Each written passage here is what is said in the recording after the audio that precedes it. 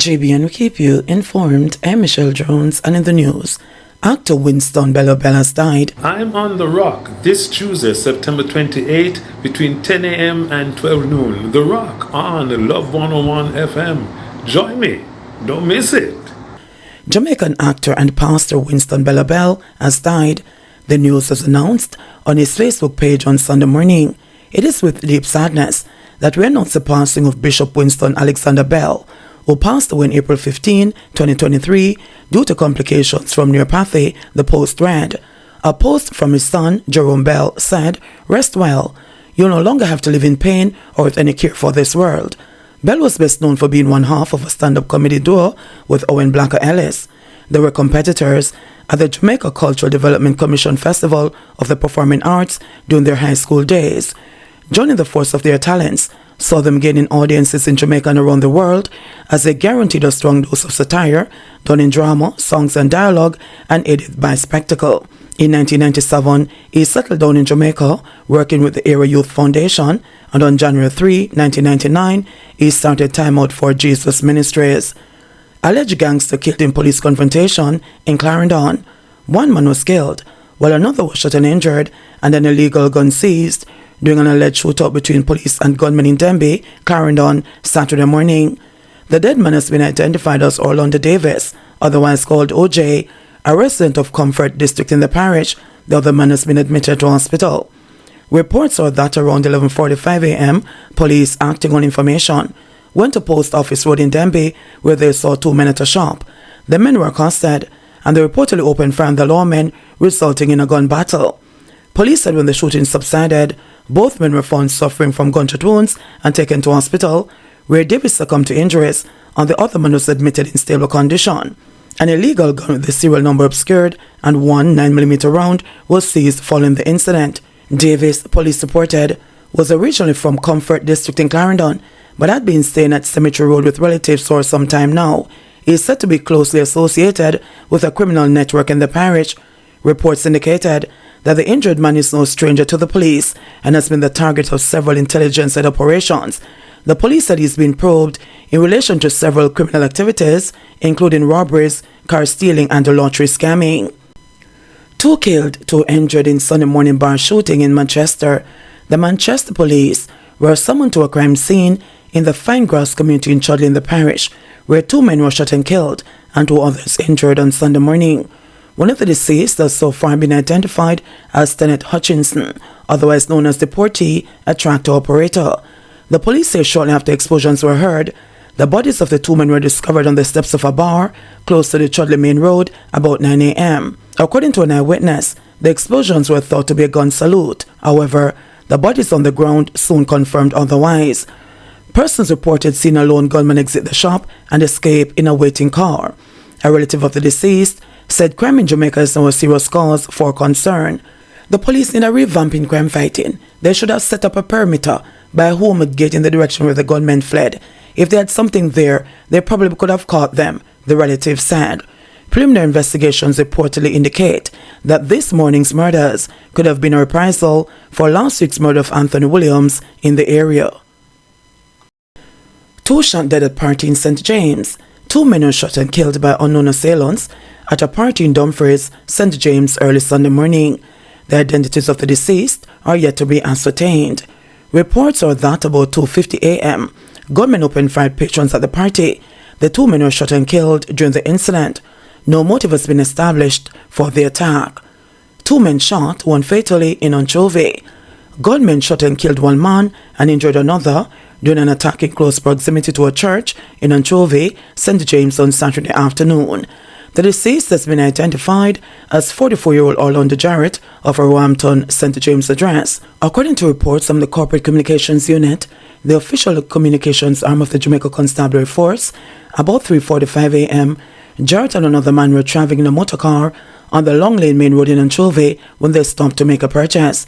They were reportedly pounced upon and shot by men who were lighted from a vehicle that drove up. The 2 men were transported to hospital, where Jarrett was pronounced dead and the other man admitted for treatment. The Anchovy police are investigating. Jarrett is the second person to be shot and killed in Anchovy since the start of the week. Man in custody following gun seizure in Kingston. A man has been arrested following the seizure of a Glock pistol with a magazine containing 10 rounds of ammunition on Fitzgerald Avenue, Kingston on Saturday morning. The Hunts Bay police say about 1:10 a.m. a team was on mobile patrol in the area when a man was seen standing in the dark. On seeing the service vehicle, he allegedly jumped over a wall and into a yard.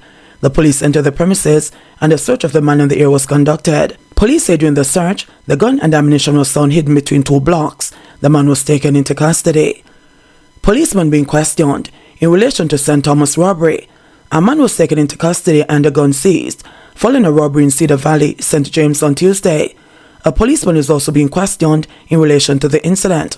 According to the police, about 3 o'clock Tuesday afternoon, a woman went to the Cedar Valley Square to purchase coffee beans.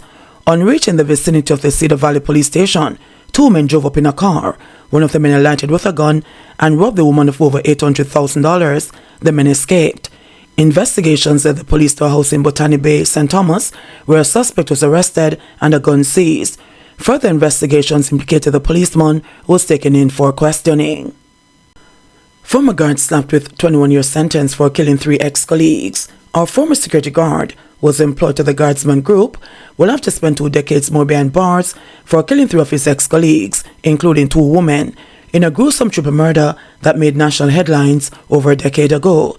Kevin Smith, who has been in custody since the 2012 killings, was sentenced on Thursday to 21 years in prison on each count of a 7-count indictment after he pleaded guilty in the St. James Circuit Court.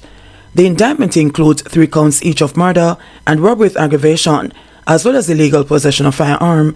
The sentences are to be served simultaneously. Justice Judith Pusey, who imposed the sentence, ordered that the clock should start counting on Smith's punishment the same day it was handed down, meaning he will spend a total of 32 years behind bars, the Office of the Director of Public Prosecutions, or DPP, confirmed. Smith's accomplice, Jason Buckland, also pleaded guilty in 2017 and was sentenced to life in prison on order to serve 15 years before he is eligible for parole.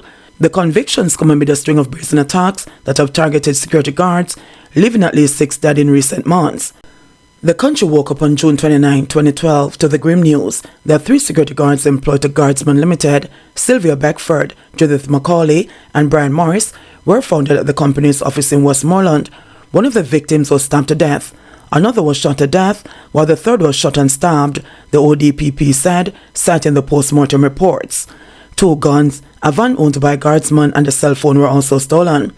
Investigators quickly zoomed in on Buckland and Smith, who both reside in the community of 3 miles in the parish, and they were apprehended 5 days after the incident. Buckland was found with the stolen guns and several rounds of ammunition, while Smith had the keys to the stolen van when he was apprehended, the ODPP said, citing evidence in the case. Both men gave statements to the police under caution, in which they admitted being at Guardsman's office on the day of the killing, but pointed the finger at each other as the person responsible for the killings, the ODPP said. Smith said in a statement that unlike Buckland, he decided not to wear a mask when they showed up at the offices of his former employer. He said Buckland held a gun to the head of a male security guard before he slashed him to force their way onto the premises. Buckland has previously admitted to be involved in the robbery, but denied playing any role in the slayings. Troubled child suspected in fire that leaves St. Mary man homeless. A troubled child is said to be responsible for a fire which left an elderly man homeless in St. Mary on Saturday. Reports are that around 8:40 a.m., firefighters responded to a blaze at a 9-apartment dwelling in the Boscobel housing scheme. According to officials from the fire department, no one is injured during the blaze. However, 1 man was left homeless. It is suspected that a child, who was reportedly seen running from the site of the blaze, started the fire. Head of the St. Mary Police Division, Superintendent Bobbitt Morgan Simpson, Head of the St. Mary Police Division, Superintendent Bobbitt Morgan Simpson, has confirmed that a 10-year-old boy had attended the station with his grandmother. Morgan Simpson explained that because he is a minor, the child cannot be held culpable. The incident took place today. It involved a 10-year-old. He cannot be charged because he is only 10 years old, she said. He is a troubled child. He is under the watch of the Child Protection and Family Services Agency, CPFSA. In fact, there is someone that is assigned to him. The agency has been engaged in the matter, she added. The minimum age of criminal responsibility in Jamaica is 12 years old. JBN, we keep you informed. Please remember to subscribe, like, share, leave us a comment and click the notification bell to receive our daily news items.